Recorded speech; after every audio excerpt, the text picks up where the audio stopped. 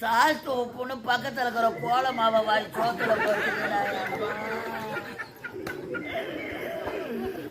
ராஜா பாவினா நான் வந்த புது சூழ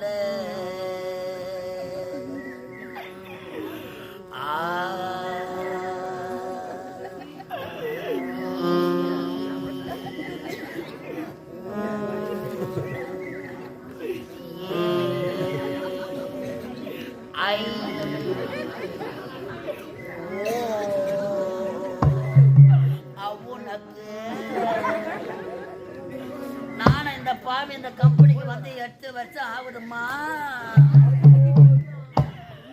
இந்த பாவி நான் சாப்பிட்டு இதே மாதிரி வீட்டு வாசல் முன்னாடி படுத்திருந்தேன்.